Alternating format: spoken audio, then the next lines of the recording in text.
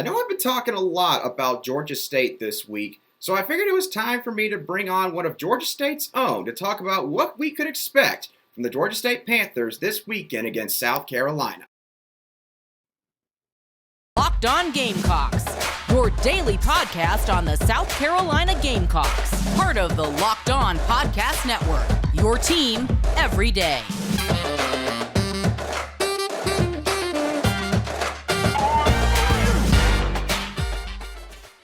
Hello, Gamecock Nation, and welcome back to the Locked On Gamecocks podcast, your show for daily headlines and potential storylines on your favorite South Carolina Gamecock sports teams. I'm your host, Andrew Lyon, and as always, thank you for making the Locked On Gamecocks podcast your first listen every day. We are free and available on YouTube and wherever you get your podcasts daily. And as I mentioned in the cold open, for today's show, I'm going to go behind enemy lines as I will be talking with PantherTalk.com's Ben Moore, who is an expert analyst on the 24/7 Sports affiliate website for Georgia State, to get an idea of what this Georgia State Panther team is bringing heading into this Week 1 matchup against our South Carolina Gamecocks. I'll be asking him, of course, about Coach Shawn Elliott and the progress he's made at Georgia State. We'll also talk a little bit about their rushing attack and pass rush. And at the end, I'll ask him where he thinks Georgia State could exploit the Gamecocks and vice versa regarding the Gamecocks with Georgia State. I think y'all are really going to enjoy this interview. So without further ado, let's go ahead and get on right into it with our conversation with Ben Moore.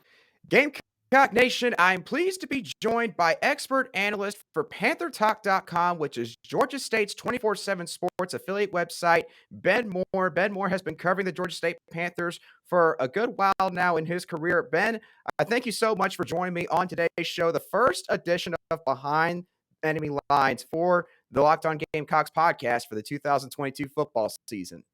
Yeah, man. Thanks for having me, Andrew. Appreciate it. Appreciate you having me on, and excited it's finally here, right? We got through the little appetizer there, week 0, a few games, and now we're here to week 1 where the rubber meets the road. Oh yeah, absolutely. It's it's the longest 8 months of my life, honestly, from January all the way up into September, waiting for college football to come back. But let's go ahead and get into the Georgia State Panthers, because from an outside perspective, there seems to be a lot of reasons for optimism for Georgia State. You won 7 out of your last 8 games in 2021, including your bowl game against Ball State. You broke the school record for wins overall in 2021 with 8 wins, and a lot of those pieces from that team seem to be coming back this year. So based on all this, Ben, what is the overall pulse of the program heading into this season? Definitely expectations are very high. As you mentioned, this team closed, very, very strong, 6-1 their final 7 games after really just, kind of a really rough non-conference schedule. Last season, you open up against a very tough Army team at home and just get blasted by, North Carolina in week 2 on the road in a game that really fell apart. It was basically a touchdown game near the half, and just completely, Sam Howell went crazy in that game. But I think, Coach Elliott and his staff knew they had a good team. They just needed basically to kind of pick up the pace. He made some changes basically there in week 3, made a change of quarterback and starting Darren Grainger, who will start in Columbia on Saturday. Made some changes on the offensive side of the ball as well, new running backs and different things like that. And starting Tucker Gregg, who will get the start there in Columbia on Saturday night. And you mentioned it. I mean, you have a multitude of starters back. I did see the stat a few weeks ago. This is the 3rd straight season that Georgia State will return 15-plus starters from the previous year. So very experienced group, very deep group. You don't have that a lot, truly, in the group of 5 ranks. A lot of times, too, when you go down the 2 deep, you're dealing with guys who are inexperienced and or potentially redshirt freshmen at a lot of group of 5 schools. But because of the NCAA COVID rules with guys coming back, the Panthers have super seniors yet again. There's 9 super seniors who will take the field. Several of them will get the start on the offensive and defensive side of the ball. They've run this scheme, especially on the defensive side of things, since they've been here with DC Nate Fuqua, who is a Nate Woody disciple, who's now the DC up there at Army, guy that runs a 3-4 kind of attacking scheme. And they're excited about both sides of the football, to be honest. And this is what I've continued to kind of say throughout spring and fall with everyone coming back and announcing they're coming back. This is an elite rushing team. They were number 8 in the country last year in rushing offense per game. They have a dual threat quarterback in Grainger. They will run the football. They put up 257 yards on Auburn last year, over 200 yards against Tennessee in 2019 with 3 rushing touchdowns. This team will want to run the football, and that's going to be the game plan again on Saturday against the Gamecocks. Right. And, it's interesting how many parallels there are between Georgia State and South Carolina in terms of the optimism and the momentum that both programs seem to have heading into this coming season. And you mentioned the rushing attack. So I want to go ahead and ask you about that real quick, because when I looked up the numbers just a day or two ago, it absolutely blew me away, the numbers y'all had as a team. Your top 3 rushers combined for 2,615 rushing yards between quarterback Darren Grainger and both running backs Tucker Gregg and Jamias Williams, who, of course, Gamecock fans are quite familiar with. So my question with you regarding the running back unit or the rushing attack is, what makes Georgia State's rushing attack so good? And in particular, how has former Gamecock Jamias Williams helped this offense overall? Yeah, just all starts up front, right? The line of scrimmage, it's ultimately football's not a terribly difficult game, right? It's a line of scrimmage game. If you can dictate and move another man from his spot and kind of impose your will, as we know. I mean, Shawn Elliott was an offensive line coach there in South Carolina for Coach Steve Spurrier, and he said very early when he got to campus in Atlanta, this program will run the football, and we'll do it under him. And really, the style under previous OC Brad Glenn, and now really under Trent McKnight, who was promoted from the offensive, the wide receiver room, basically to take over that. There is some semblance of wanting to get more balance, but this offense runs the ball 65% of the time. They want to run the football. They want to run, basically up the middle counters and traps, and they want to have guys. They have very athletic offensive linemen. I think you will see that on Saturday, guys that can get out in space, that are 300, 320 pounds, that can really move and pull and go different directions. You're also going to see some misdirection at times to try to get the defense off its hinges a little bit, where you'll see 3-4 wide receivers on the field running different directions, motion, tight ends. There's a lot of different formations in this offense to really kind of try to identify that weakness and find out where the imbalance is to pop that. But to answer your second question, yeah, Jamias Williams has elite speed. Not the speed that a lot of Sun Belt programs can brag about. He's gotten progressively better at his time, switching from defense to offense. He was a guy kind of in year one where super straight line speed guy, get kind of grabbed or going through this line of scrimmage and kind of get kind of knocked down that way from a linebacker point of view. He's really worked on his balance and strength in the last year. Really seen him, not go down at first contact, being able to use kind of his elusiveness and get out in space, and being that 1-2 punch, kind of the thunder and the lightning. There, Tucker Gregg is a big time, 220-pound running back from North Georgia and Murray County. If SEC fans, if you're familiar with, Peyton Hillis used to play at Arkansas. Guy that has deceptively fast. He knocked off 2 40+ runs against Auburn last year. Kind of the power in the Panthers, and Jamias is kind of that 1-2. So kind of Tucker Gregg is the guy that kind of pounds you. Then you have, Jamias, who can pop one either up the middle or pop it outside. And I'm really excited to see Jamias from early reports from spring and fall that he's going to have the ball in his hands in the passing game as well. Just guys getting him in space. And that's something that, Coach McKnight wants to do and kind of the next steps there. But it really does start all, offensive line. They kicked their left tackle, Travis Glover, into guard, which I think you almost improve 2 positions at the same time.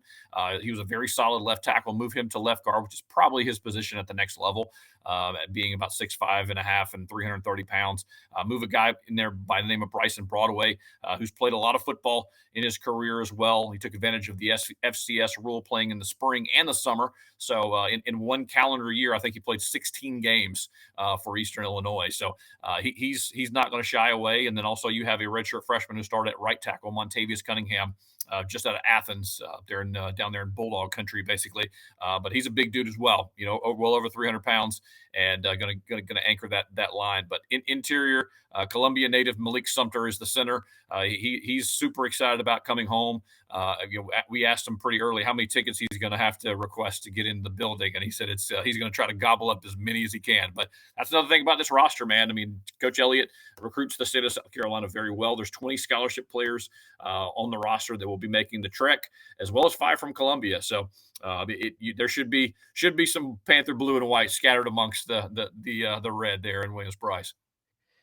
Absolutely. And as we've touched on, Shawn Elliott is going to be such an intriguing storyline for this game. And I'm going to ask Ben Moore of PantherTalk.com a couple of questions about Shawn Elliott and what he's done with Georgia State's program in just a few moments. But before I do that, I do need to pass along a message from our sponsors over at BetOnline, who are the sponsors, of course, for today's interview.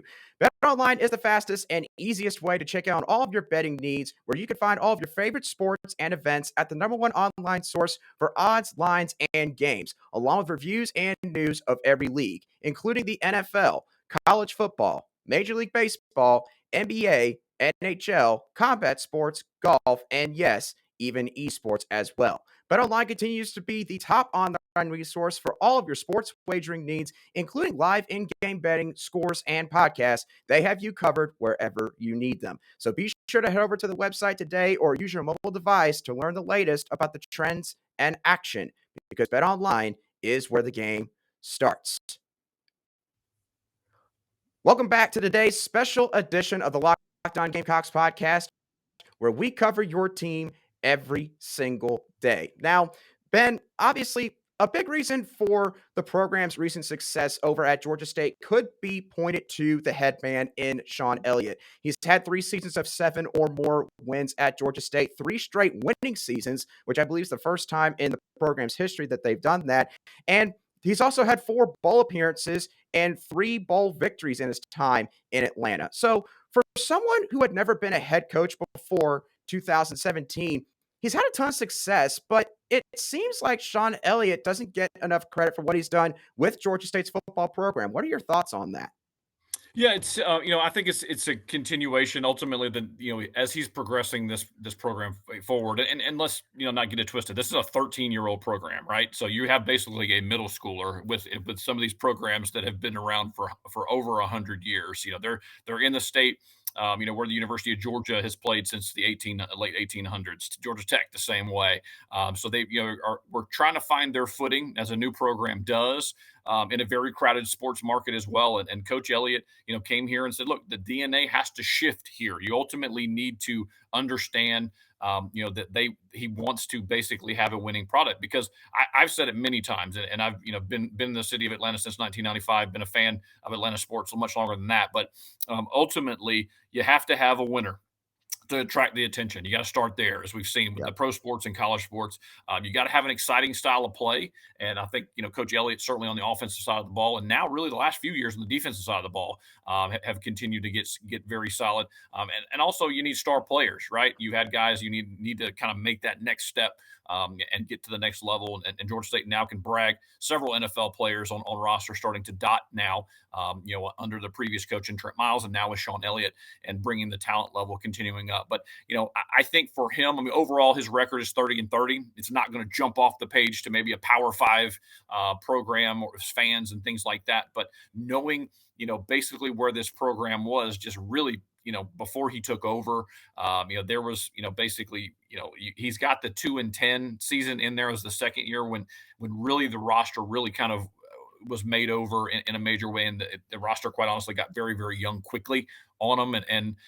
But you remove that portion of it. You're right. Going to bowl games, not just showing up, but winning and winning in a major way. That beat down last year at Ball State was, we pretty much knew the game was over at the first quarter. That team was completely overmatched. And credit to Shawn Elliott and his staff, because they've had to absorb losses, which happen at the Group of 5 level. When you have success, you lose guys. He lost his offensive coordinator, Brad Glenn, to Virginia Tech. Promotes Josh Stepp, who, of course, his brother is on the South Carolina staff there in Columbia. Lose him to Louisville. He goes and joins, Scott Satterfield's staff there at Louisville, and he loses his defensive line coach, former Gamecock defensive lineman Travian Robertson, goes to Tulane, loses O-line coach Amon Gavi to Tulane as well, and just keeps kind of plugging away, man. So, that's the other side about being a head coach and being an executive of the program is going out, not only recruiting good players and to fit your scheme, but recruit coaches as well and maintain that. So, I think, certainly, deserves a ton of credit for what he has built and what he continues to go. And He's recruiting South Carolina very strong, continuing to build in the Metro Atlanta areas. We know everyone recruits in the Metro Atlanta area, and there's just fantastic high school talent. But also being picky and choosy in the portal. Going and getting guys like Jamias Williams, bringing him home. He played his high school ball north of the city, going and finding guys basically who may have gone to other programs like Josias Creedle, who will play plenty, who went to UCF, who's from about an hour south of the city of Atlanta, wanted to play closer to home in front of parents and things like that. So Shawn's done a really good job of kind of building that. And I think the next step for this program and really for him and his staff is just being able to handle true expectations, right? With the new made over Sun Belt, when you got Marshall coming in, you got Old Dominion, Southern Miss, James Madison. Several of those programs are very good and have been very good and has some success. So now it's on Georgia State to take that next step. And for Shawn, obviously, to get on a national radar and be a candidate for much bigger jobs.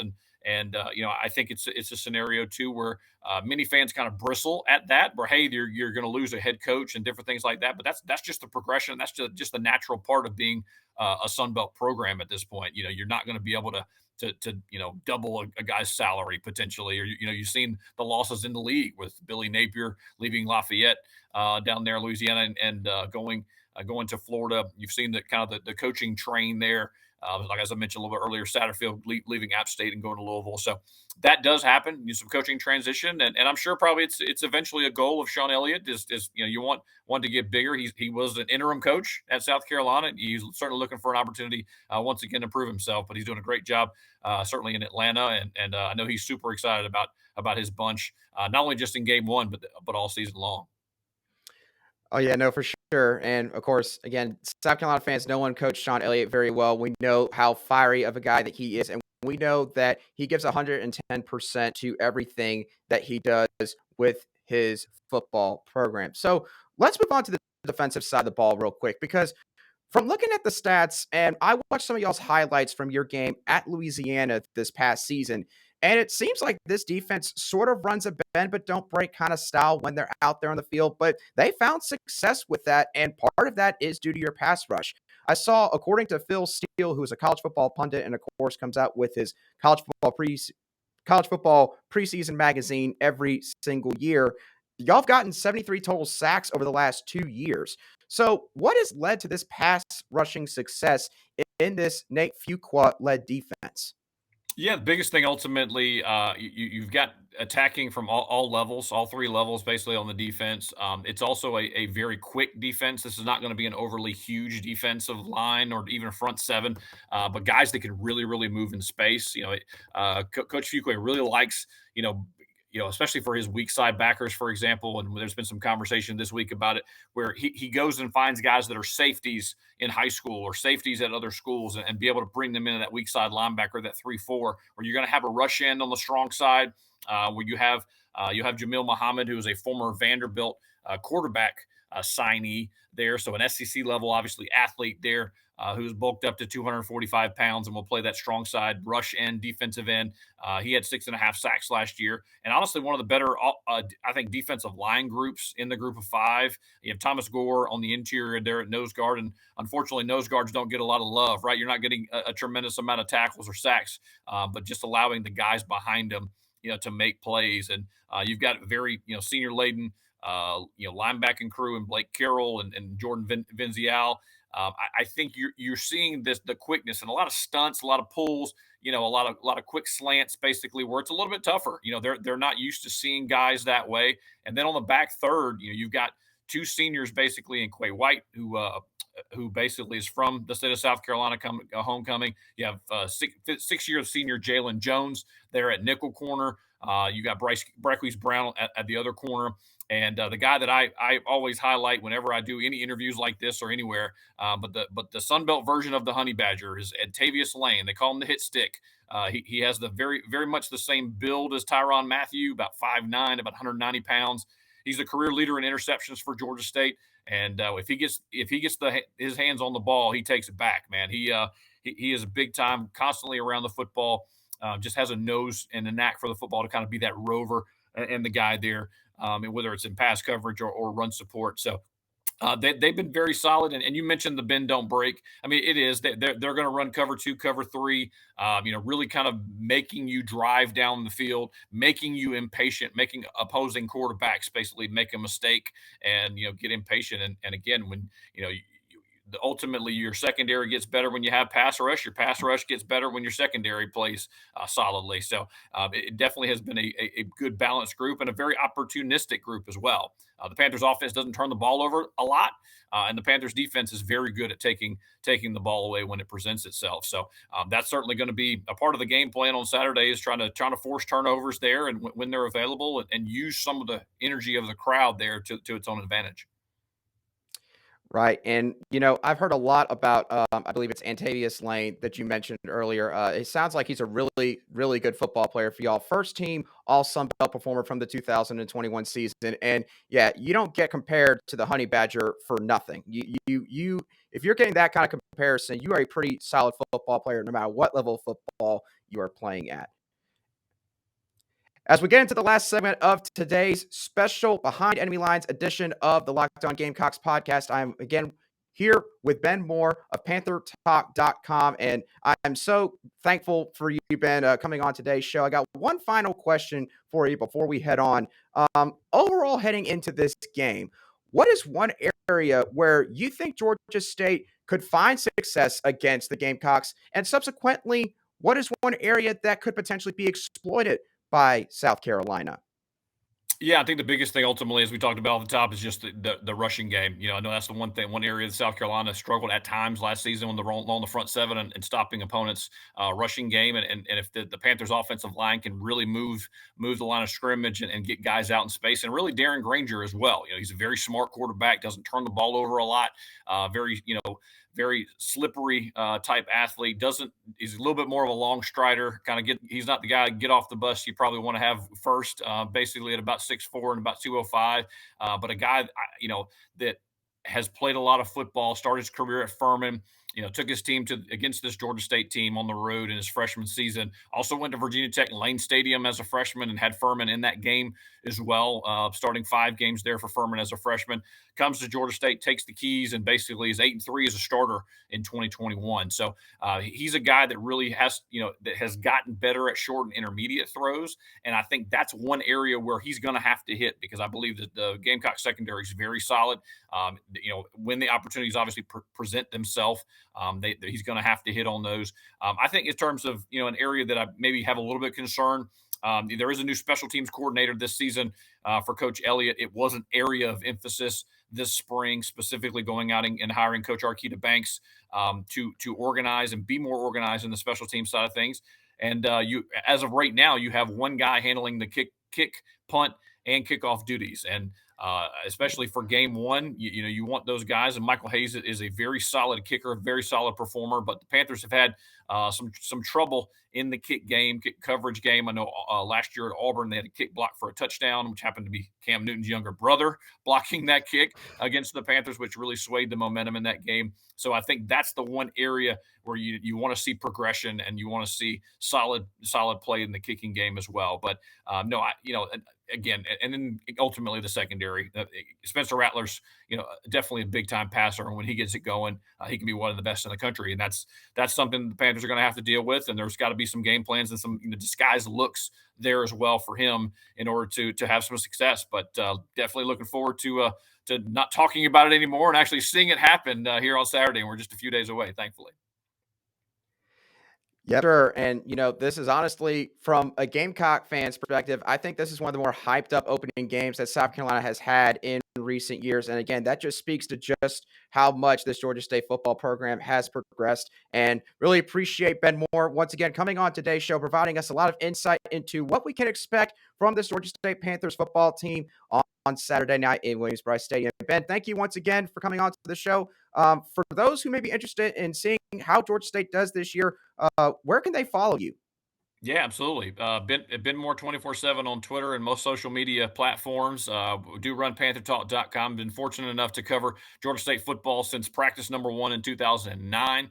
I have a great staff. Blessed to have guys that will be in the media box there at Williams-Brice, taking pictures down on the field as well. It's my first trip to Williams-Brice. I'm excited to get there and see what it's all about. But no, we cover recruiting, football, basketball. Basically cover recruiting for a decade and a half in the state of Georgia and around it. And so we do cross paths, obviously, with the South Carolina staff and SEC staff. I see them around because they recruit down here in the state of Georgia and Metro Atlanta as well. So yeah, appreciate you having me on, Andrew, and appreciate the shout out for sure. Once again, I can't thank Ben Moore enough for joining me on today's show of the Locked On Gamecocks podcast to discuss what Georgia State is going to be bringing to this matchup against South Carolina this coming Saturday night. So what are y'all's thoughts on what he had to say? How do you feel about South Carolina's matchup against Georgia State now that you have gotten some insight from somebody who knows the program so much better than I ever could? I want to hear all of y'all's thoughts on today's interview down below in the comment section if you're watching this on YouTube. But of course, if you're listening to today's show on an audio podcast app, wherever you get your podcasts daily, you can also feel free to shoot me a message at @alion_SC on Twitter, and I'll be sure to respond to any replies or comments that you have for me as quickly as I see them. And again, I appreciate all of you for making the Locked On Gamecocks podcast your first listen every day. Now, for your second listen, go check out the Ultimate Pro Football Preview for 2022. This is an 8-episode extravaganza to get you ready for the NFL season, combine the thoughts and analysis of local team experts and the NFL insiders of the Locked On Podcast Network. Search for Ultimate Pro Football Preview 2022 on your Odyssey app, YouTube, or wherever you get your podcasts. But with that being said, y'all, that does it for me on today's show. Hope that y'all have a great rest of your Thursday. We're only 2 days away from kicking off 2022 football season in Williams-Brice. I'll catch y'all on the next show of the Locked On Gamecocks podcast.